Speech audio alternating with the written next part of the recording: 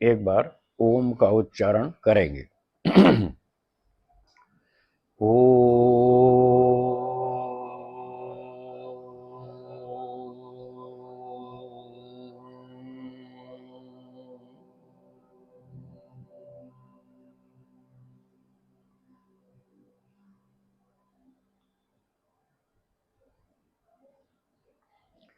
उपस्थित सज्जनों, माताओं और बहनों,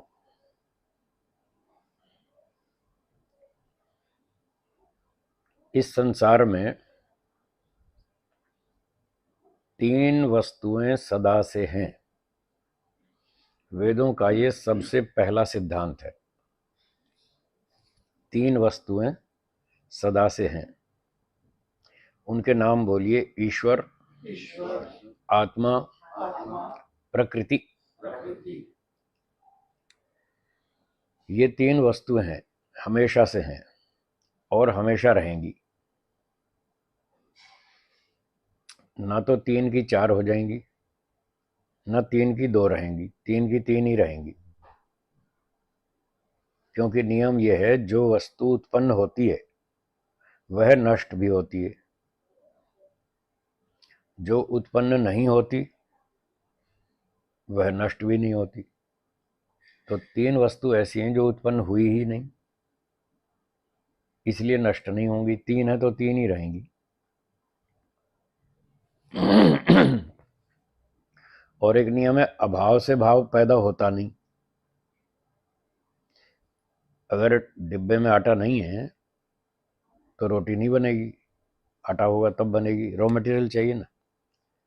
तो तीन वस्तु के अलावा चौथी चीज है ही नहीं जिससे और कोई नया प्रोडक्शन कर लें, इसलिए नई चीज पैदा नहीं होगी। तीन ही रहेंगी, तीन ही आपस में अपना व्यवहार करती रहती हैं। उन तीन में से एक वस्तु हैं आप और हम। तीन में से हम कौन है? ईश्वर, आत्मा, प्रकृति। तीन में से हम कौन है? आत्मा। तो थोड़ा थोड़ा तीनों के बारे में जान लेंगे तो उससे हमको अच्छा लगेगा। ईश्वर एक है, सब जगह रहता है, उसका कोई रूप रंग आकार कुछ नहीं है, निराकार है, सर्वव्यापक, सर्वशक्तिमान, आनंद स्वरूप। वो तो सदा आनंद में ही रहता है। वो सर्वगुण संपन्न है, उसमें कोई कमी नहीं है। प्रकृति दूसरी वस्तु, ये जड़ है, इसमें कोई नॉलेज नहीं है। इसको सुख का भी पता नहीं, दुख का भी पता नहीं, कुछ नहीं मालूम। तो इसलिए इसको कोई फर्क नहीं पड़ता, दुनिया में कुछ भी होता रहे। प्रकृति को कुछ पता ही नहीं चलता तो उसको क्या फर्क पड़ना है? कुछ फर्क नहीं पड़ता। ईश्वर को भी कोई फर्क नहीं पड़ता, वो सब प्रकार से संपन्न है। प्रकृति जड़ होने से उसको भी कोई फर्क नहीं पड़ता। अब तीसरा कौन बचा? जीवात्मा, आप और हम। हमको फर्क पड़ता है। दुनिया में कोई भी घटना ऊंची नीची होती है तो उसका हम पे असर होता है। ईश्वर पे कोई असर नहीं, प्रकृति पे कोई असर नहीं। हम पे क्या प्रभाव पड़ता है? हम बेसिकली सुख चाहते हैं। मैं तो चाहता हूं, वैसे आप भी चाहते ही होंगे, हाँ या ना? मैं तो 100% सुख चाहता हूं। हितेश भाई कितना चाहते हैं? 100 ही चाहते हैं। सभी लोग 100% चाहते हैं।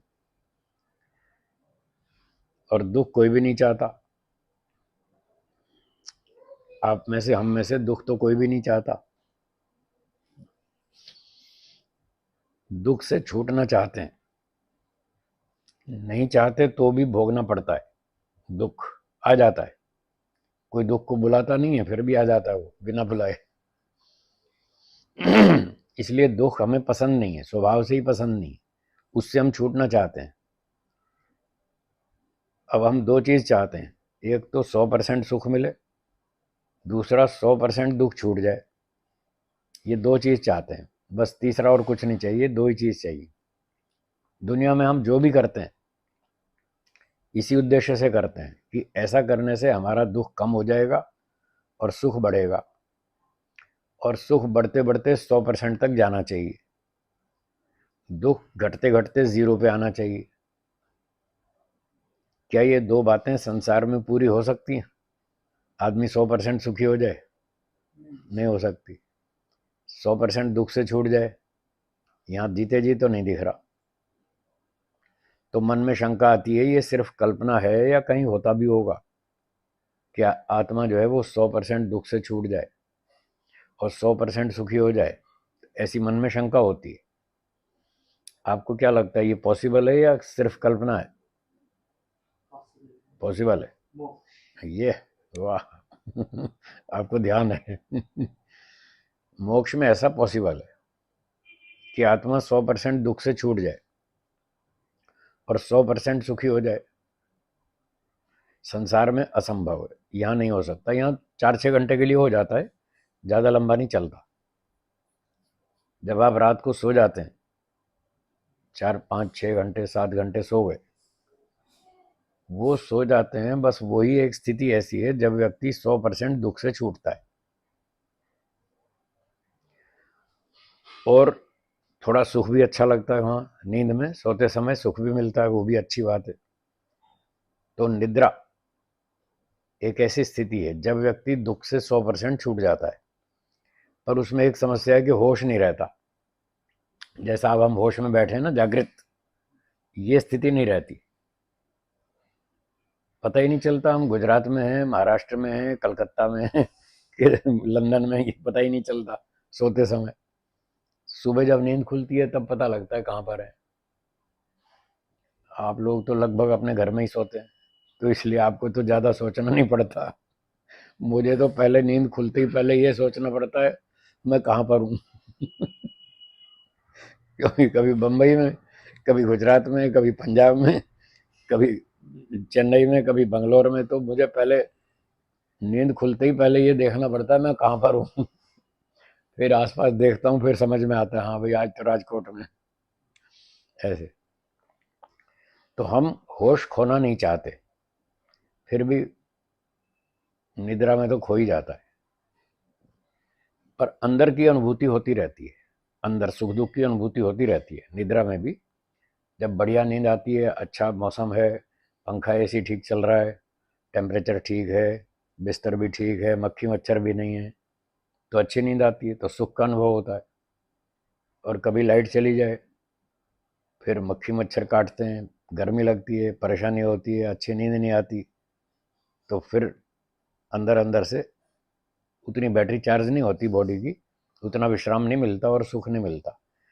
फिर सुबह उठ के व्यक्ति ऐसा महसूस करता आज मज़ा नहीं आया, ऐसे दुखी दुखी सा।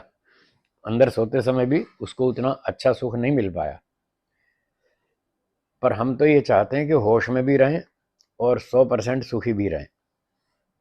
ये तो मोक्ष में हो सकता है। मोक्ष में आत्मा 100% सुखी होता है और पूरे होश में होता है। उतने ही होश में होता है जितना इस समय हम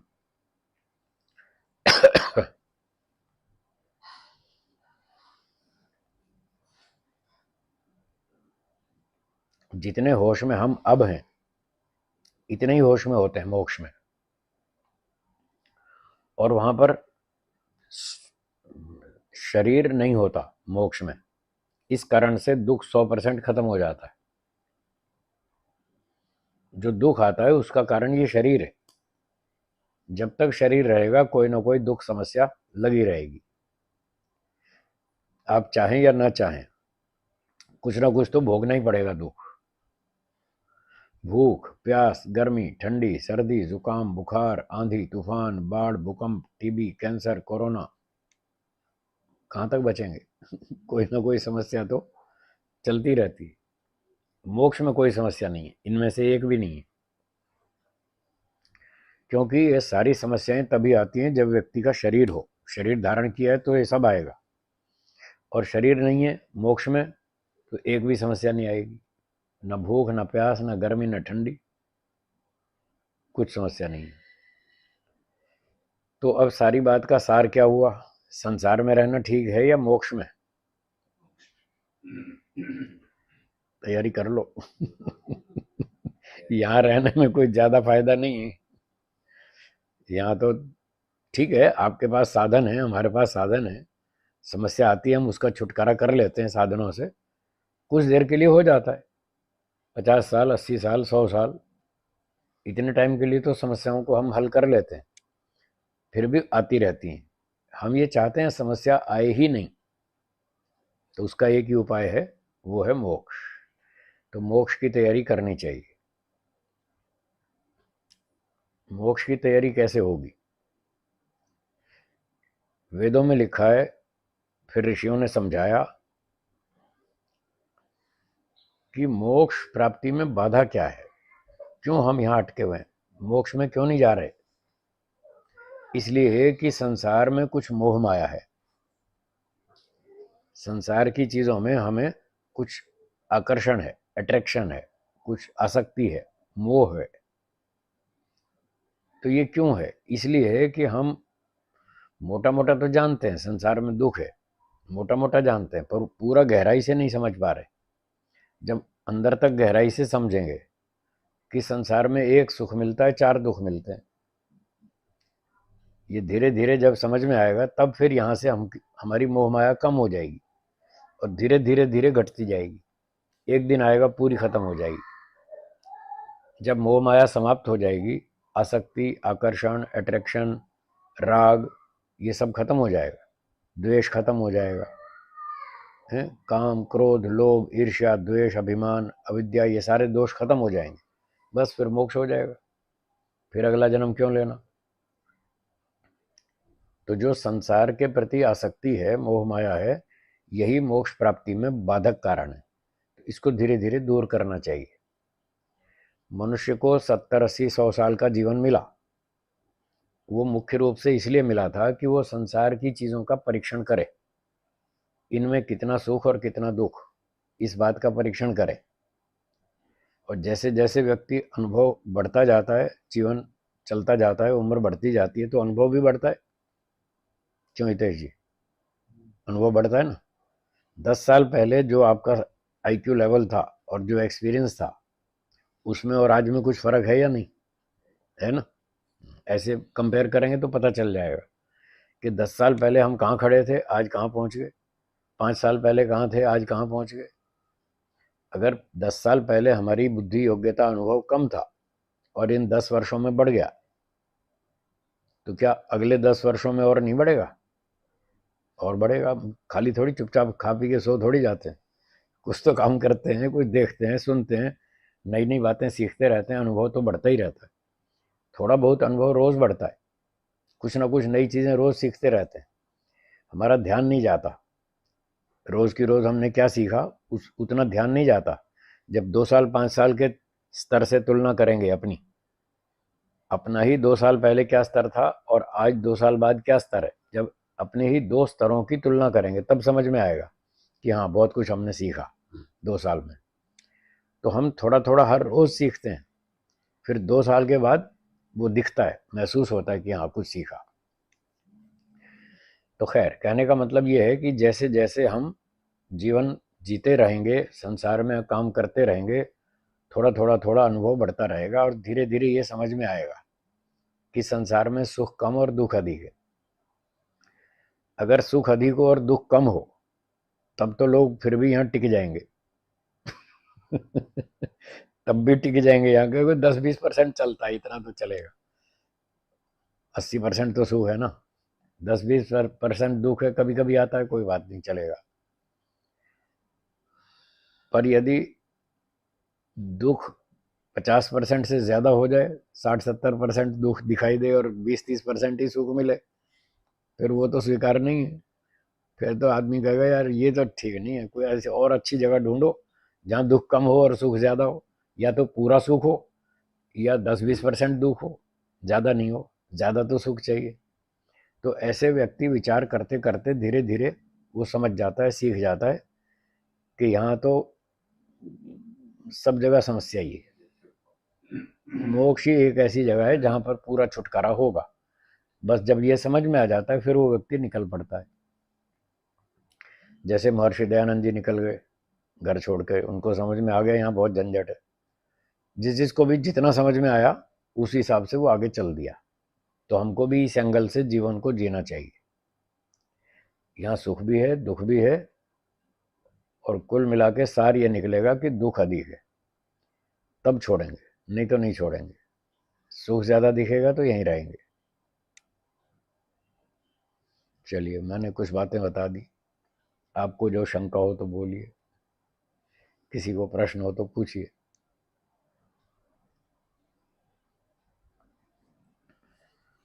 अभी मोक्ष में जाते हैं तो उधर तो शरीर होता नहीं है, दुख की अनुभूति कैसे होगी? वहां दुख की अनुभूति नहीं होती, क्योंकि अनुभूति करने के लिए साधन चाहिए। नहीं, सुख कैसे? हाँ, सुख की अनुभूति का उत्तर दे रहा हूँ। सुख भोगो चाहे दुख भोगो, आत्मा को कोई ना कोई साधन चाहिए। यहाँ शरीर है, तो शरीर से हम भौतिक सांसारिक सुख दुख भोग लेते हैं।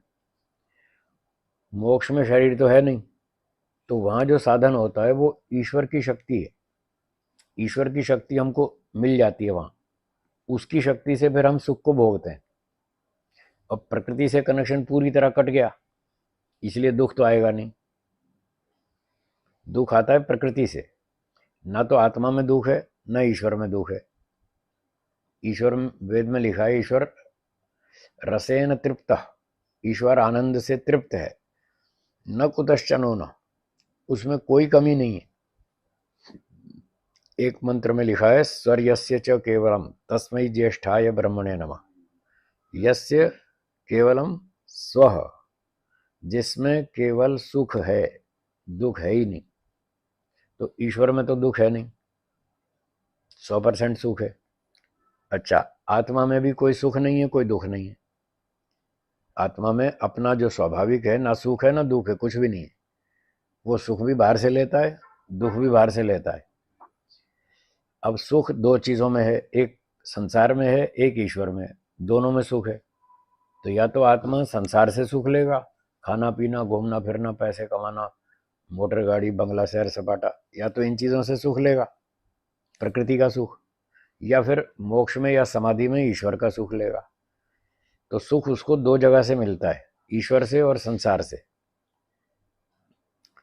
उसके पास अपना सुख होता तो वो ढूंढता ही क्यों? आपको जो सामान चाहिए वो आपके घर में है, तो आप मार्केट क्यों जाएंगे? सामान चाहिए और घर में है नहीं, तभी तो जाएंगे ना मार्केट में। भाई ये सामान खत्म हो गया, चलो लेकर आएंगे और खरीद के लाएंगे। तो आत्मा के पास यदि सुख होता तो वो भटकता ही नहीं, कहीं भी नहीं जाता। जैसे ईश्वर के पास अपना सुख है, क्या ईश्वर सुख ढूंढता कहीं? वो कहीं नहीं ढूंढता, वो अपने आनंद में मस्त रहता है, उसको कोई आवश्यकता नहीं है। ऐसे ही यदि आत्मा में भी अपना सुख होता तो वो भी शांति से मस्त रहता, न वो ईश्वर की स्तुति करता, न वो संसार में भागता, अपने में ही मस्त रहता। पर वो तो सारा दिन ढूंढता रहता, कहीं से भी सुख मिलना चाहिए। इससे पता चला कि आत्मा के पास अपना सुख नहीं है, इसलिए ढूंढता है। और दुख भी अपना नहीं है। यदि दुख अपना होता स्वाभाविक, तो 24 घंटा दुखी रहता वो। जो किसी वस्तु का स्वाभाविक गुण होता है वो 24 घंटे उसके साथ रहता है, स्वभाव कभी छूटता ही नहीं। जैसे ईश्वर का आनंद है वो उसका स्वाभाविक है, तो 24 घंटे मस्त रहता है। अग्नि गर्म है, तो गर्मी अग्नि का स्वाभाविक गुण है, वो 24 घंटे ही गर्म रहती है, अग्नि ठंडी होती ही नहीं कभी। इसी तरह से यदि दुख आत्मा का स्वाभाविक गुण होता तो वो 24 घंटा दुखी रहता, पर ऐसा तो नहीं है। हम 24 घंटा दुखी नहीं रहते, कभी दुख आता है फिर हट जाता है, फिर सुख आता है फिर हट जाता है, दोनों आते रहते हैं, दोनों हटते रहते हैं। इसका मतलब ना तो सुख स्वाभाविक है ना दुख स्वाभाविक है, दो में से कोई भी नहीं है, दोनों बाहर से ही आते हैं। अब प्रकृति में सत्व रज और तम तीन तरह के पार्टिकल्स हैं। तो सत्व गुण सुख देता है, रजोगुण दुख देता है। तो ये सुख दुख दोनों प्रकृति में से आ रहे हैं। ईश्वर में दुख नहीं है, आत्मा में दुख नहीं है, प्रकृति में है। वो रजोगुण जो है वो दुख देता है। तो जब प्रकृति से कनेक्शन होता है हमारा संसार में, तब यहाँ से दुख मिलता है। मोक्ष में जाते हैं, प्रकृति से कनेक्शन पूरा कट जाता है, इसलिए दुख आना बंद हो जाता है, 100% कट जाता है दुख। और ईश्वर से कनेक्शन होने पर ईश्वर से 100% सुख मिलता है। अब आत्मा भोगे कैसे? भोगने के लिए शक्ति बहुत कम है, तो जब संसार में आता है तो प्रकृति के साधन यूज करता है, शरीर मन बुद्धि इंद्रियां, तब इसकी सहायता लेता है। जब मोक्ष में जाता है तो ईश्वर की शक्ति का सहयोग लेता है, तब उससे काम करता है। तो उस मोक्ष में ईश्वर का आनंद लेता है 24 घंटे और पूरे ब्रह्मांड की सैर करता है। ये एक और एक्स्ट्रा फैसिलिटी है, वहां पर घूमने फिरने की पूरी छूट है। कहीं भी जाओ, पूरे ब्रह्मांड की सैर करो, तारों को देखो, समुद्र में जाओ, नदियों को देखो, पर्वतों को देखो, और कहीं भी चले जाओ, किसी बाजार में चले जाओ, किसी दुकान में चले जाओ, वहां पर रसगुल्ले का टेस्ट भी ले सकते हैं। ये भी फैसिलिटी है। समुद्र के अंदर घुस जाओ, वहां देखो कैसी कैसी मछलियां हैं, सब देख सकते हैं। पूरे ब्रह्मांड में घूमने की छूट है, कहीं भी रोक टोक नहीं है, जरा भी कहीं भी नो एंट्री का बोर्ड होता ही नहीं मोक्ष में। वहां सब जगह घूम सकते हैं, घुस सकते हैं। ना पासपोर्ट चाहिए, ना वीजा चाहिए, ना टिकट खरीदना, ना प्लेन चाहिए, ना ट्रेन चाहिए, कुछ नहीं चाहिए। ईश्वर का हवाई जहाज 24 घंटे साथ रहता है, जहां जाना हो उस पर सवारी करो, फटाफट पहुंच जाएंगे फ्री में। तो इस तरह से मोक्ष में ईश्वर की शक्ति से वो घूमता भी है, सुनता भी है, देखता भी है। उसके पास अपनी 24 शक्तियां ओरिजिनल हैं, देखने की, सुनने की, बात करने की, विचार करने की 24 शक्तियां, वो 9वें समोल्लास में लिखी हैं, सत्यार प्रकाश में, वो उसकी अपनी ओरिजिनल है। पर वो बहुत कम कम पड़ती है, इतने से काम नहीं चलता उसका, उसको ऊपर से सहयोग लेना पड़ता है। तो मोक्ष में ईश्वर की शक्ति का सहयोग ले लेगा, अपनी 24 शक्तियों के साथ वो जोड़ लेगा, बस फिर घूमो फिरो जो करो, पूरी छूट। ऐसा होता है। और बोलिए, जिसको पूछना हो। स्वामी जी, ये जो प्रलय काल है, हम्म तो प्रलय काल में आत्मा मोक्ष में जो है, उसकी फिर वहाँ क्या दशा होती है? मोक्ष में वो पूरे आनंद में रहता है, उसको कोई दिक्कत नहीं है, बस सृष्टि नहीं बनी हुई। तो सृष्टि में घूमने फिरने का जो काम था वो बंद हो गया। सृष्टि नहीं है तो नहीं देखेगा, है तो देखेगा। जब सृष्टि बनी हुई है तो घूमता फिरता है, तमाशा देखता है, और नहीं है तो ना सही। ईश्वर का आनंद तो चालू रहता है, पूरे होश में रहता है, पूरे होश में रहता है। अंधेरे से उसको कोई फर्क नहीं पड़ता, अंधेरे में उसको सब दिखता है, और देख के करना भी है, कुछ है ही नहीं तो देखेगा क्या, कुछ तो है ही नहीं देखने को। तो अंधेरे से उसको कोई परेशानी नहीं है, कोई कष्ट नहीं है। मुक्त आत्मा पूरे होश में रहता है, ईश्वर का आनंद लेता है प्रलय अवस्था में, और जब सृष्टि बनती है तब उसको देखता है। जैसे हम जाग रहे हैं तो दुनिया को देखेंगे, और सो गए तो सो गए, दुनिया तो खत्म नहीं हुई ना। हमारे नींद हो गई तो हमें नहीं देखना, मत देखो। तो ऐसे ही प्रलय में वो देखने को नहीं मिलता, कोई बात नहीं, पर उससे उसके मोक्ष आनंद में कोई कमी नहीं आती। मोक्ष आनंद तो 100% मिलता है उसको। ये तो एक्स्ट्रा बेनिफिट है, अतिरिक्त लाभ है। जैसे आप राजकोट से ट्रेन में बैठ गए और आपको बंबई तक जाना है, ट्रेन में आप जा रहे हैं, तो खिड़की लगी हुई है, फिर बाहर का सीन आप देखते रहते हैं, पेड़ आ रहे हैं, नदी आ रही है, पुल आ रहा है, कुछ जानवर दिख रहे हैं, कुछ पहाड़ आ गए, कुछ क्या, जो जो भी आता है रास्ते में सब देखते जाते हैं। तो आपका मुख्य प्रयोजन ये बाहर के सीन देखना है या यात्रा करना? यात्रा मुख्य है, बंबई पहुंचना मुख्य है। ये तो एक्स्ट्रा बेनिफिट है, भाई चलो आँख खुली है, जाग रहे हैं तो चलो देख ले क्या है रास्ते में, वो भी देखते जा रहे हैं। ये मुख्य प्रयोजन नहीं है आपका देखना, मुख्य तो है यात्रा और अपने लक्ष्य पर पहुंचना, ये तो साइड बेनिफिट है। तो ऐसे मोक्ष में ये साइड बेनिफिट। मोह त्याग ही करना चाहिए, और कोई साधना करनी चाहिए मोह त्याग, मोक्ष के लिए? हाँ, मोह त्याग करना पड़ेगा। उसके और लंबे कई सारे उपाय हैं, वो सारे जुटाने पड़ेंगे। मोह त्याग कैसे होगा? उसका तरीका है, वेद आदि शास्त्रों को पहले पढ़ना होगा, वहां से हमको थ्योरेटिकल जानकारी मिलेगी। तो वेदों में ईश्वर ने बता रखा है कि संसार में दुख है, हमको लगता है सुख है, इसलिए हम पैसे कमाते हैं, बंगला बनाते हैं, गाड़ी खरीदते हैं, सारे काम करते हैं, हमको लगता है यहाँ सुख है। पर ईश्वर तो कहता है हाँ सुख है, सुख है, पर वो थोड़ा सा है, ज्यादा नहीं है, थोड़ी देर का सुख है, क्षणिक सुख है, इससे आप बोर हो जाओगे। तो हमको लगता है नहीं नहीं, यहाँ तो हम बहुत अच्छा चलेंगे, हमको ठीक लगता है, हम तो ऐसे ही करेंगे, कर लो भाई। फिर आखिर अंत में तो हमारी बुद्धि ईश्वर से तो कम ही है ना, अंत में तो ईश्वर की बात सही बनेगी।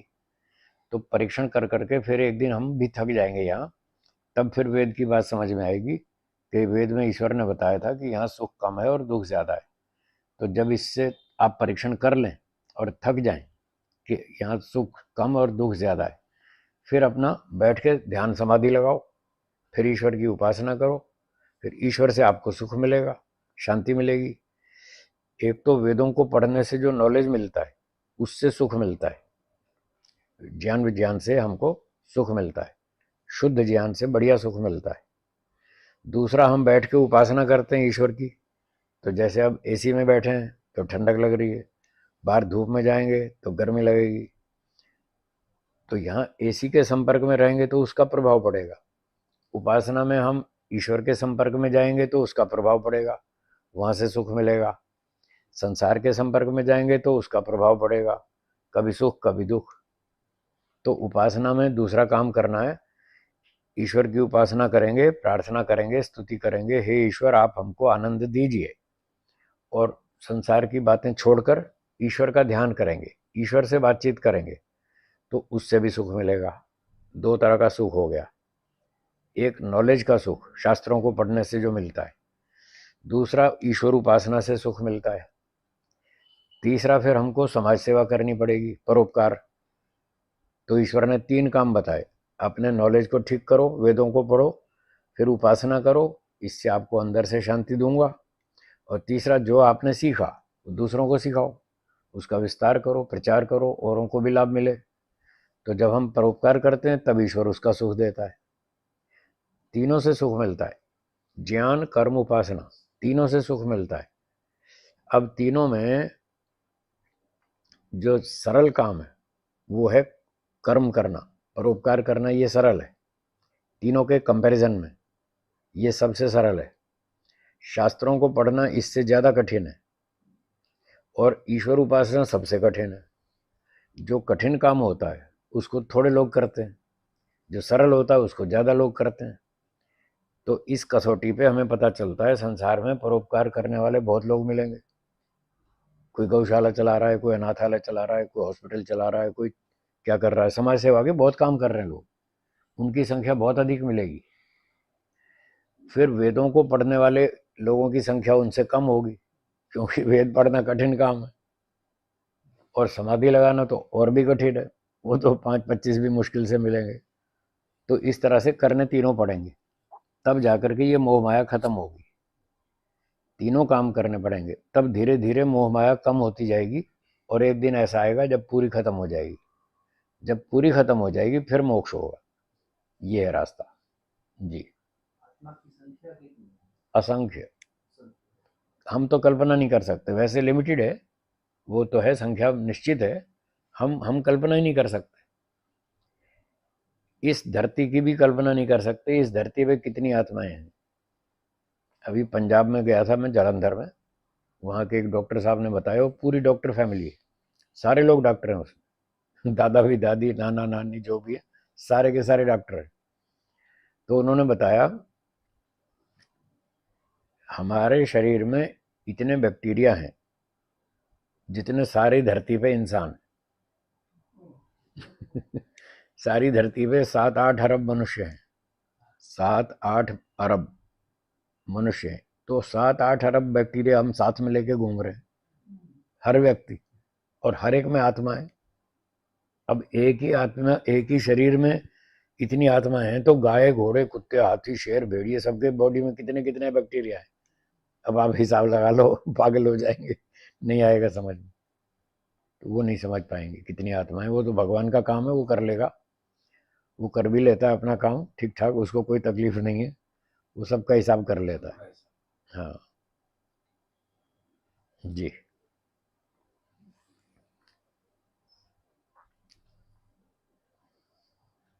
स्वामी जी, ये श्रेया है, वो लंदन में भी वेद अध्ययन करते हैं इतनी उम्र में, वाह, मंत्र काफी सीख लिए हैं, वेरी गुड, वेद के नाम, उपवेद, क्या बात, ऋषि मुनि के नाम, अच्छा, उनकी संख्या, अरे हाँ जी, वो सब कर लेती है। स्वामी जी के पास जाके आप पढ़ती हो इधर आ जाओ, यहाँ आ जाओ। हाँ, पहले तो नाम बताओ। श्रिया। श्रिया। वेद कितने? કેટલા છે? વેદ 4 4 છે। વેદોનું નામ શું? ऋग्वेद, यजुर्वेद, सामवेद, अथर्ववेद। वाह वाह, वेरी गुड, बहुत अच्छे। अच्छा आगे अच्छा, આ ચાર વેદનું જ્ઞાન કોણે આપ્યું? उनके ऋषि मुनि कौन? हाँ, वेदों के ऋषि मुनि कौन है बताओ, उनके नाम बताओ ऋषियों के। ऋषि के नाम अग्नि ऋषि, अग्नि ऋषि, हम्म वायु ऋषि, हम्म आदित्य ऋषि, हम्म अग्निराम अरे वाह वाह, वेरी गुड, बहुत अच्छे, बहुत बढ़िया। आपको तो बहुत अच्छा याद है। ऋग्वेद के नाम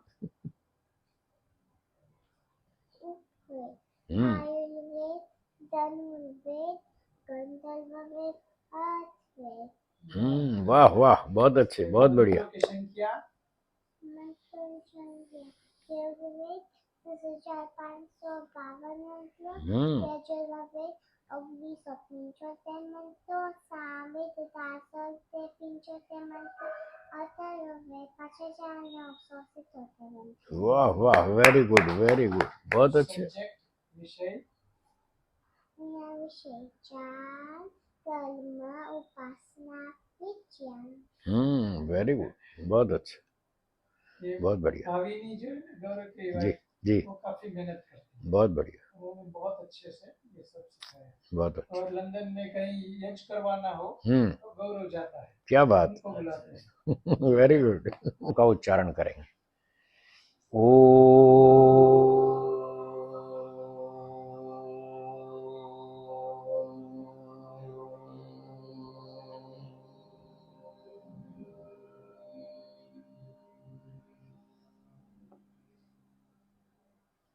दोनों हाथ जोड़िए और बोलिए, सर्वेभ्यो नमः।